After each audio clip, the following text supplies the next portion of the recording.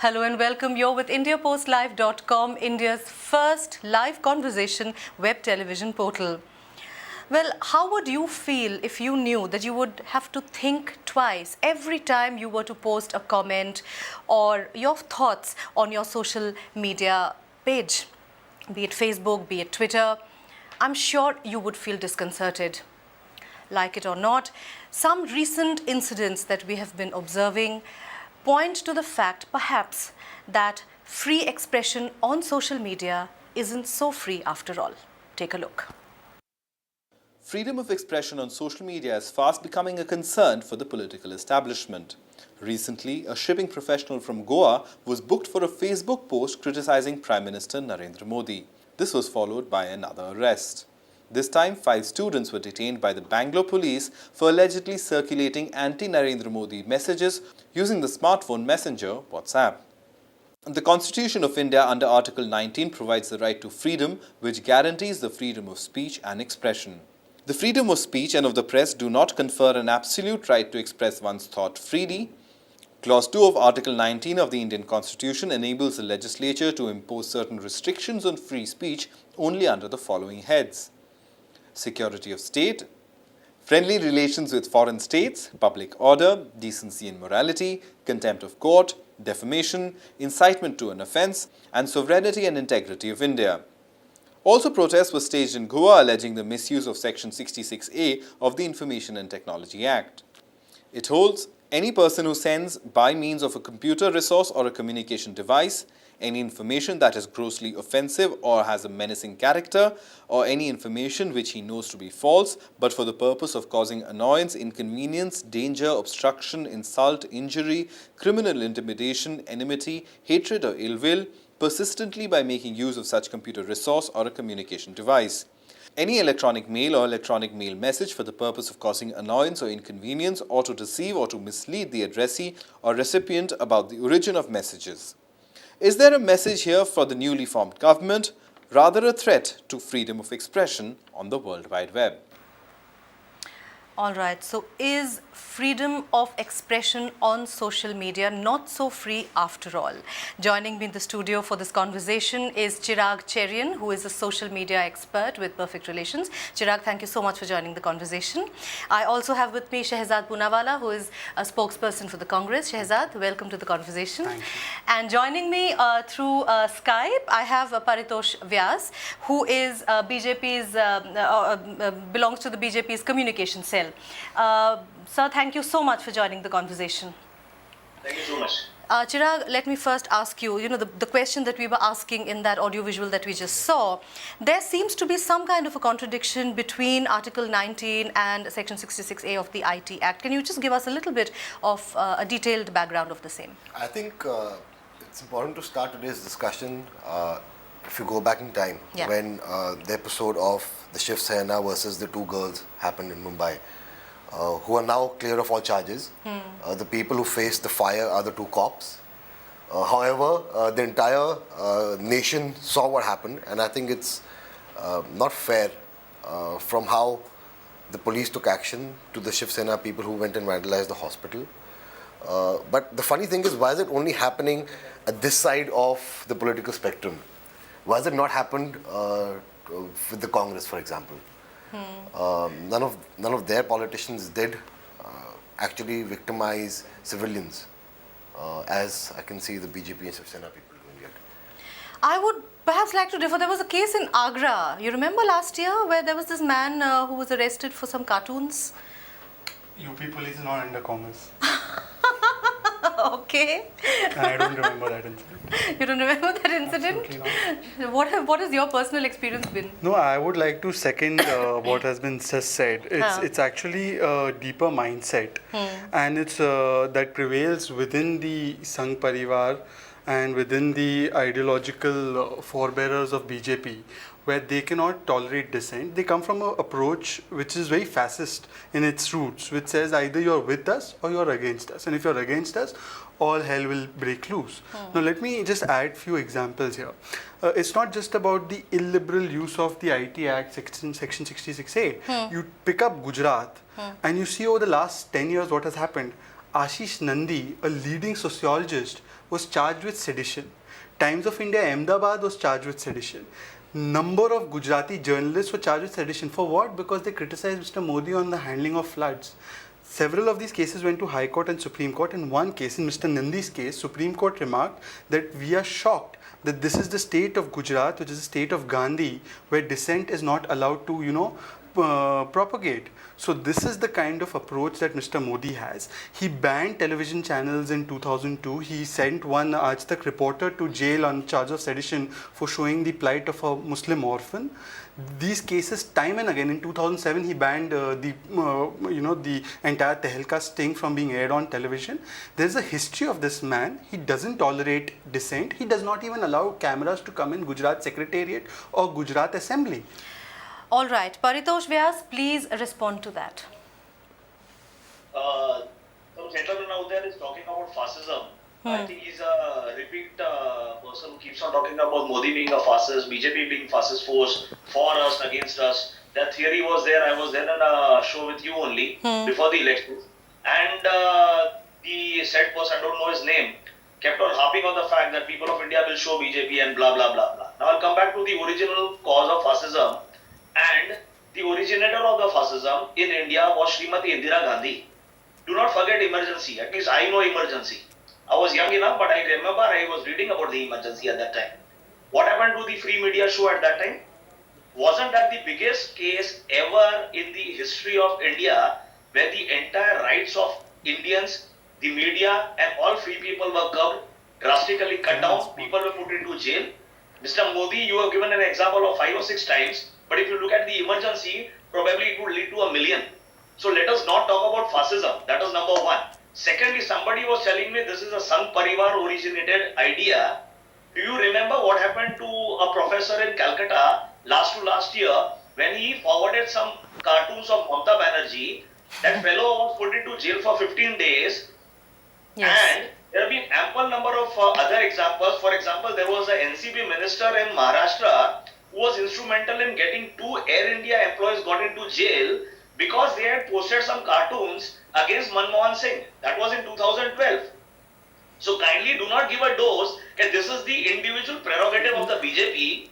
The other parties are even more worse than this. Nilanjana, Yeah. I just want to come in quickly. First of all, emergency is a very dark chapter in the history of Congress party. The Congress party regrets it and has apologized 1,000,000 times, and I think that's also even less.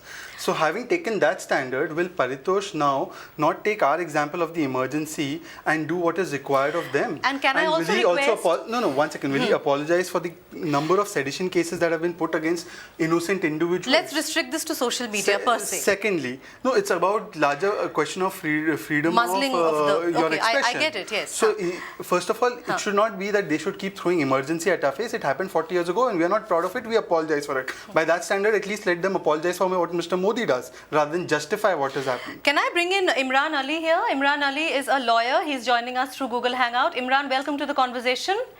Can you hear me, Imran? I want to say please stop throwing balls to the other's court, whether it's BJP or Congress or left, whatever. You don't like dissent. No ruling party like dissent. If you any case, it's not about BJP is doing all this. If you check the if you look into the scenario, the Kapil Sibal was the first minister who said that we want to put restrictions on the social media. That was Congress, globally Congress. Officially, they said that we want to do it. They will try their best to restrict the Facebook and social media websites, because that time there were some people were posting against Sonia Gandhi and Rahul Gandhi and Congress government. That's the one thing. Second, if you see the internet scenario, the Congress government was the second number government which they asked Google to give passwords and personal information from Google and Gmail. They asked this. First is US and second is India.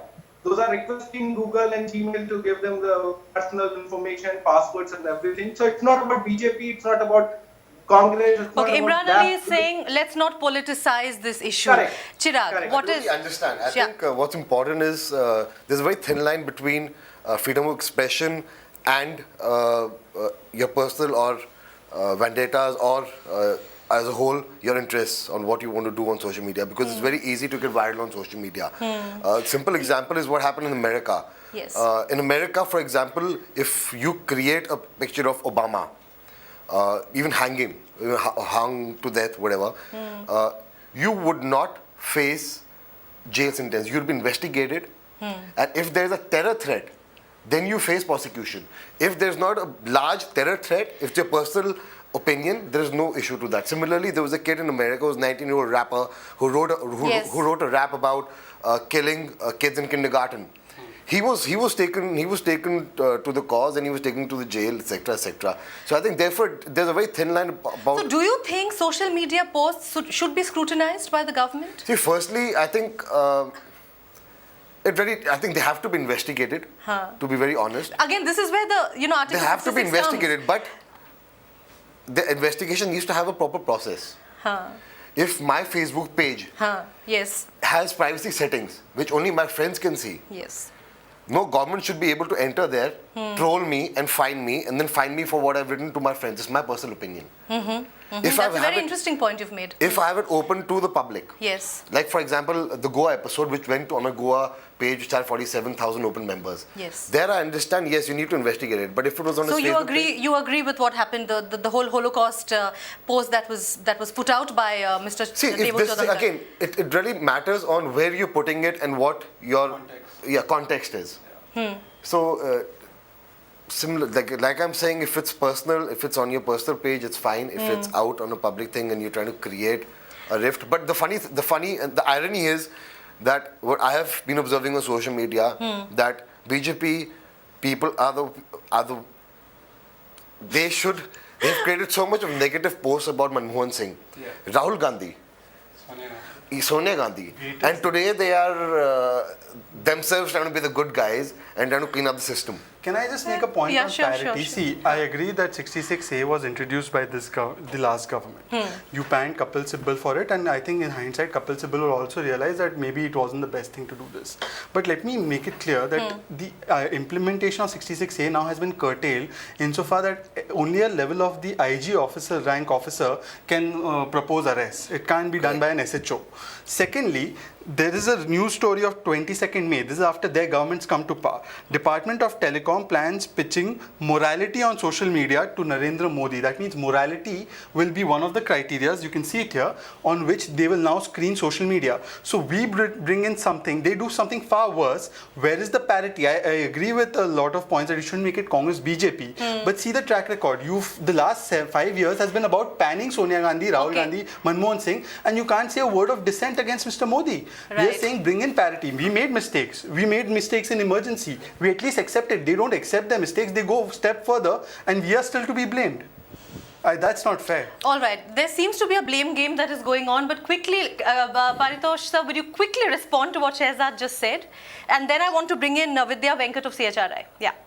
Yeah, I agree absolutely that as long as what I'm posting and it's in my personal domain and it is breaching on something which is not, you can say, immoral, it is a personal. Who decides moral and immoral is what I want to understand. Who decides what is moral and what is immoral?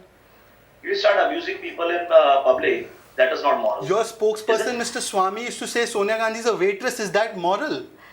Is that moral? So why did not Sonia Gandhi file a case You know against what? Swami? No, it's not incumbent on It is Sonia just Gandhi to others react to a hiding madman. in the But cupboard. you as a party has taken this guy and he keeps posting all this kind of stuff. He's posted on his own website. What have you got to say about that? Stuff. You Who is defending this is very sad. from filing cases against Swami? Are they afraid of him? I have filed many cases against Mr. Swami. Unfortunately, wherever I filed the cases and your government is in power, they have not taken any action.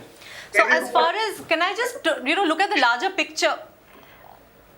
We are talking about internet freedom. We are not talking about Swami versus Sonia. In case Sonia has a problem against Swami, let her go to court.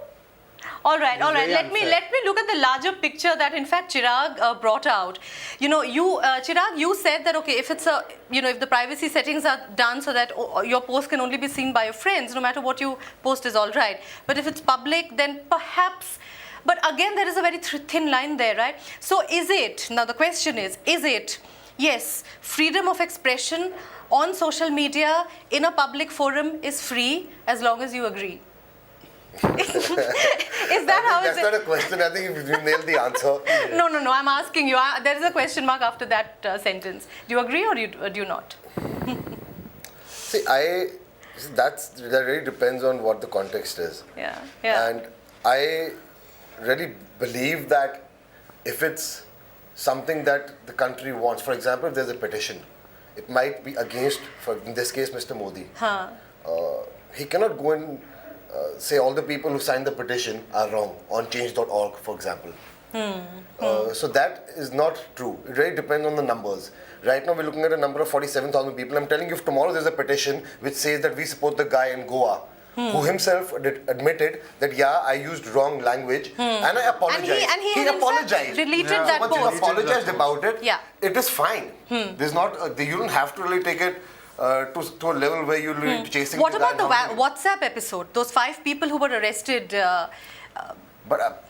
Again, it's about an image. Now, if you see, if you go down to semiotics of an image, the image does not represent that Mr. Modi actually died. He was very much alive. Everyone knew it. But I think the message there was that, like for example, what BJP trolls do, what Aam Aadmi Party trolls do, what Congress trolls do to each other every single day, is that, okay, something's happened and they are trying to project it in a more viral way. Okay, Chirag, 1 second. Let me just bring in Vidya Venkat here. We'll continue this. Vidya is from CHRI, that's a Commonwealth Human Rights Initiative. Vidya, thank you so much for joining the conversation. Of course, you've been privy to, whatever. There's been a lot of mudslinging happening on each other, which Chirag has been trying to balance. And I really appreciate him for it. Vidya, let's talk of the larger issue. Let's talk of the international issue, In the United States also, apparently, what Chirag also pointed out, posts are scrutinized by the government. The Turkish Prime Minister last year had said Twitter is a menace. Yeah. And in fact, a social network has played a very important role in the Middle East, in triggering a lot of, if you would say, unrest, violence, movements. So, what are your first thoughts on that, Vidya? First of all, let me say that I'm here to speak in my personal capacity, and whatever views that I'm independent to do. She's being very safe here. Okay. Is that for Shehzad or is that for Paritosh Vyas? Yeah,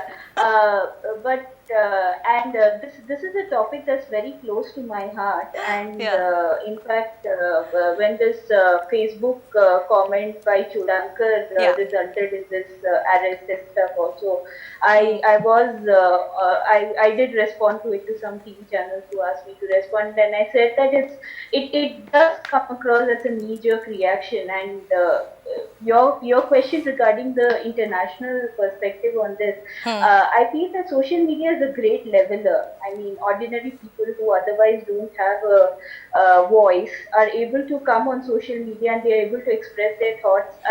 In fact, these days newspapers pick up stories from what people are saying on Twitter.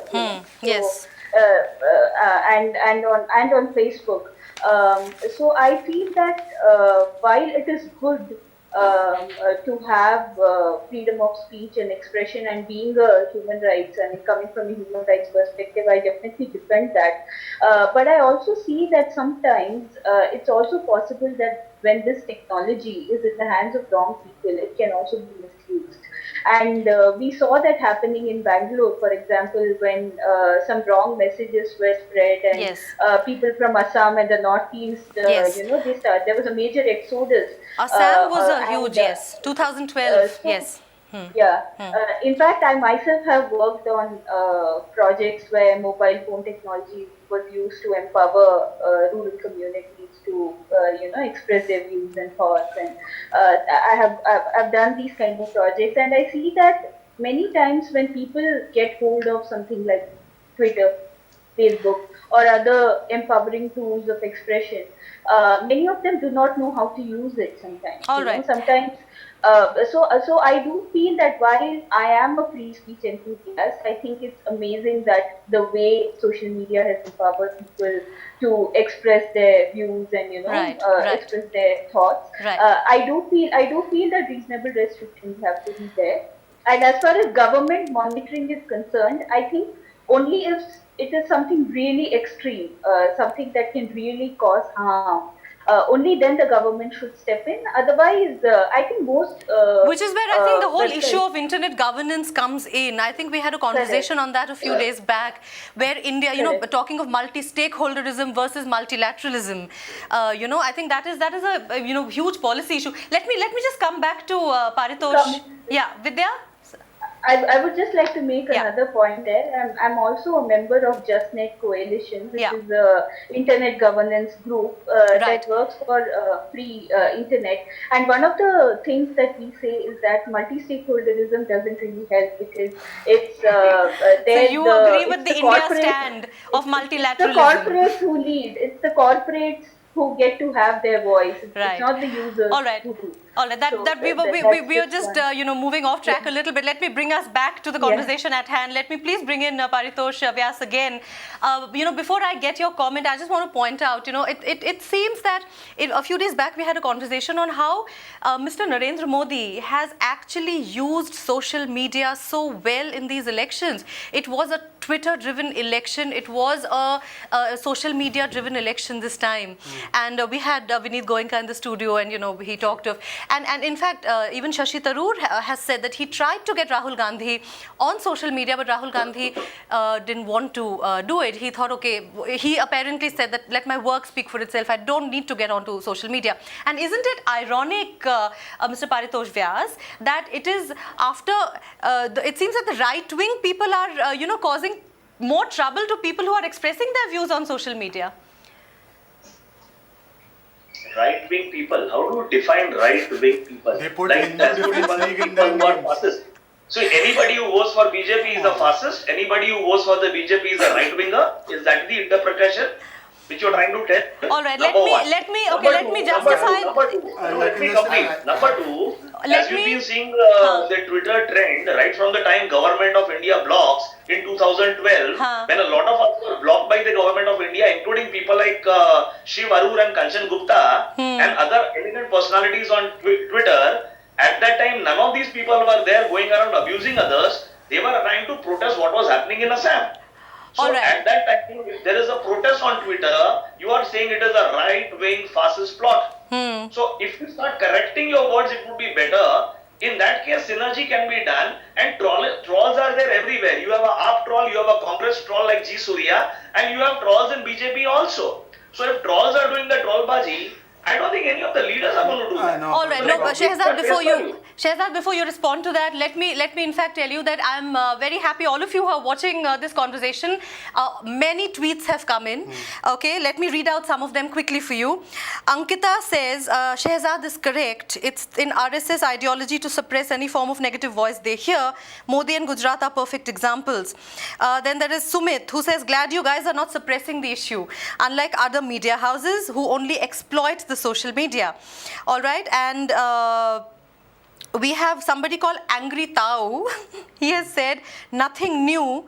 Very conveniently, he was using social media, and now be ready to take the burn. See, these are tweets coming in, Mr. Vyas. That is why, I thought I would point this out to all of you. And thank you so much for these tweets. So, Spartan says, freedom of speech has never been appreciated by the right wing. This is a tweet. In fact, I was reading that tweet, and which is why I asked you that question. Your audio messages, your video messages, your tweets are welcome in this conversation. Of course, even after we have to wrap up this conversation in the studio, the conversation will continue on IndiaPostLive.com. Shehzad, you were commenting to what Mr. Paritosh was saying. Two or three quick things. Yeah. Perhaps one of the main reasons why the Congress lost the election is because the BJP was able to use the social media much better than us. You agree? No, one second. Correct. I think they started much earlier. Yeah, they started much earlier. And They used it reached more out to the effectively. urban youth, right? So and also the rural youth. And I think they have better understanding of social Yeah, media but I'm making a in terms of experience. Yeah, but my larger point is, had we been stifling these freedoms, had we been stifling the social media, we wouldn't have lost this election owing to large part to the social media. A. B, do a test at home. You can try this at home. Okay. Put a tweet out about Modi and put a tweet out about Rahul Gandhi and He see. wants me to go. No, 1 second. Let me complete my point. Yeah. You put a tweet out about Modi and put a tweet out about Rahul Gandhi. Make it equally exciting and see what reaction you get from which person. People have been posting on Facebook. We are going to try and get you an image. Thirdly, I am here saying that any Congress troll, there are people who troll on behalf of the Congress party, and not officially, but they do, enthusiasm. They will not go beyond a certain point of decency and intimidation. Here I have a BJP troll, Devashish Ganguly, who threatens to kill me if I say something about Modi. It's right here. And there is this thing called Hindu Defence League. If Paritosh Vyas is so gutsy, tell him that we condemn Hindu Defence League. There should be none of these kind of supporters. Tell him to say it. He's the national co-convener of the BJP IT cell. Tell him to say Hindu Defence League is wrong and their intimidation is wrong. Okay, Anusha Prasad has sent us a tweet. Absolutely right. He's telling you, Chirag, you're absolutely right. Difference in expressing your views and preaching/instigating people on a larger platform. That the point that you were making. Sure. Paritosh, okay, let me first try and get you a particular Facebook page that we pulled out. This was on the fact that a news item which talked of, in fact, the where people were, Facebook uses user faces jail, and yes, people are saying very openly that okay, perhaps we are going to go to jail. I like the second one. I think things like this, Okay. whatever credibility he's built through social media space, I think is going to go against him. You can't do this to people who have actually been very instrumental in you becoming victorious in these elections. And if you are you're attacking people like that so soon, it's scary. Because it's अच्छे दिन आने वाले हैं. This is अच्छे दिन for the people who have supported. No, and being very neutral, I think all the political parties should understand what is happening on the social media. They should track it, monitor it. It is their right to do it. So therefore, they can create better online strategies tomorrow. It should not instigate them to call people and say, get these people arrested. Mr. Paritosh Vyas, can I ask you a question? See, social media is still very new for a lot of us in India. Internet penetration in the country is only about, if we are very magnanimous, we're going to say 11%.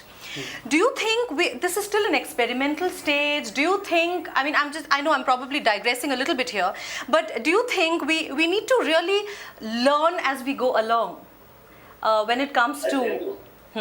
I'll tell you. Yeah. During the course of 2009 election, I had spoken to a few BJP leaders and I told them that in 2014, like 2009 was a media which was fought over television, 2014 would be an election which would be fought over social media.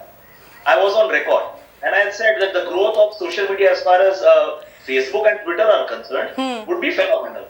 The last figures which I had seen for Facebook in India, specifically if I talk about Uttar Pradesh, was that I had seen it in February. There were about 2.5 crore people on Facebook from Uttar Pradesh only. So there has been a drastic rise in the number of Facebook users. I agree. wouldn't say Twitter users. In fact, let me tell you, we had a conversation on this very recently, and even in the rural sector, when somebody wants a phone, they want a smartphone which has internet and Because they're WhatsApp. available for 6,000 rupees. They are I'll give you another example. In 2012 election campaign in Gujarat, I was moving around in different constituencies, training people. I'd gone to a particular village where there were 1,200 voters. And there were about 40 odd youngsters who were waiting for us to come and give them some training on social media. That was at about 8 p.m. at night. And there were these youngsters who were 16, 17, 18, 19 years old. And when we were talking with them and when they were interacting with us, I asked them, how many of you guys are on Facebook? So all of the 45 people had pulled their hand up. And then I asked the next question, how many of you guys in the village have got computers? Only 3 people said that. So my next question was, तो फिर आप लोग कैसे करते हो ये? So everybody just pulled out their mobile and they start shaking it like this. No, that revolution. Okay, is a part of the training? Their voters only. Is a part of the training also the content they post? Is a part of the training also the content? I'll revert to this also. I was moving around in 36 Lok Sabha seats, giving training to our karyakartas on how to work on social media, and believe me, very honestly, I'm telling you, I very clearly told that please understand that you cannot make Mr. personal Vyas? attack on any of the leaders. Huh. They're not taking your advice seriously. Mr. Vyas, I just want to quickly point out, because we have to wrap up the conversation. I know we could go on and on talking about it. I know I could. Mr. Vyas, one quick question. Do you think the Goa episode was a knee-jerk reaction? BJP has officially supported it. Do you think it was a knee-jerk reaction? Really said that there is nothing of the BJP government in Goa involved in that particular episode. BJP has on record said we congratulate the arrest because he said a thing which is you cannot be tolerated. This is the official stand of the statement of BJP. Ask him to condemn it. Ask him to But I condemn Because it. the Goa Congress spokesperson has condemned it, and he has said, and I quote, this is Hitler model of government. We warn that the Congress party is not going to keep quiet, and of course we have Shehzad not keeping quiet about it at all. Do you think the Goa episode and the arrest of those 5 youths on the WhatsApp episode, do you think these are knee-jerk reactions, and do you think there needs to be some kind of an introspection at a higher level, at a policy-making level? I'm asking you as communication cell of BJP. If I refer to the issue of senior PC's son, junior PC, arresting a Pondicherry-based businessman about 2 years back, was that a reaction? No. When I'm talking about what Mamata Banerjee did to the professor in Calcutta and got him arrested and thrown him into prison 2 years back, was that a knee-jerk reaction? No. See, sometimes these things do come up, but do you really expect a person of Modi ji's level to come down and say, "Kabhi isko arrest karo"? It's happening at a very low. I agree. The point So if it I want to happens raise. at our thing, it's not at a low level. For them, it's at a low level. So PC's son was directly making the Okay, arrest. can I This is bring a in double Imran Ali? standard Imran and Ali it's has, I no have one's gonna only make it been right. able to get him once on the show. Can I please bring in, is Imran Ali there with us? Okay, Imran Ali, can I just ask you one thing very quickly? Is it The thing fair? which I want to say is like we have to talk not politically. This was a No, debate absolutely. It This has was- become a political either debate. But you I are want to ask BJP you or one thing, are Imran. Congress, both have done this, but you have to realize Yes. up till how long your freedom is. Freedom should be restrained because that there is a responsibility. In the name of freedom, you cannot hurt others. So that's how there is a provision in Constitution which is 19(2), which says decency, morality, contempt of court, defamation. And I don't buy this argument that everybody is checking the other side, but there should be restriction because for what law is law is Who to makes protect these the restrictions? person. Who should make these restrictions?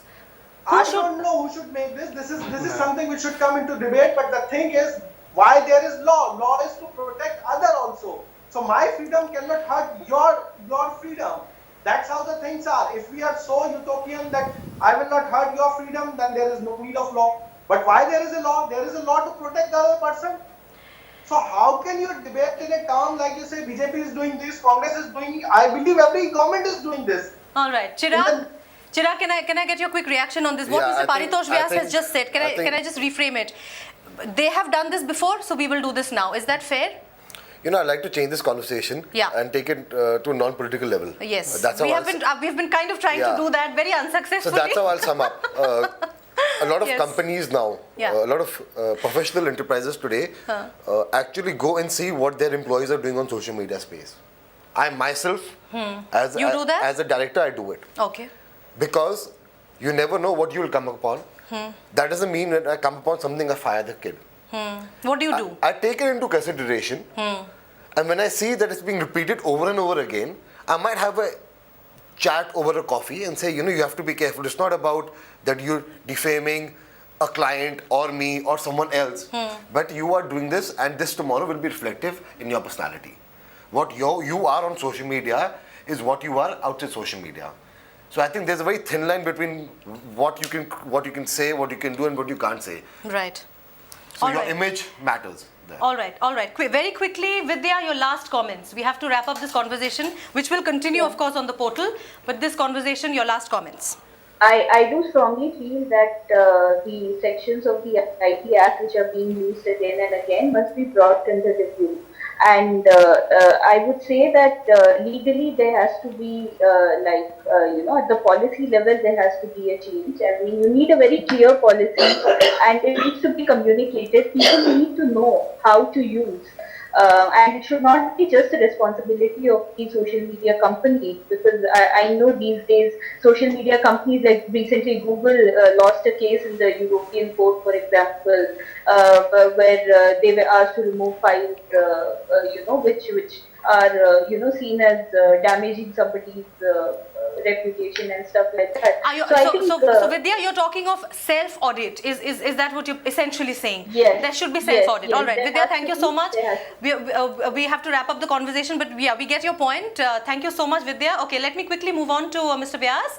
Paritosh ji, I want to ask you just your last comments, and also I want to ask you, should I be worried if I post, I'm using myself in the first person, I'm sure this is a question which a lot of people are asking, should I be worried if I post a comment critical of the present government in my Facebook page?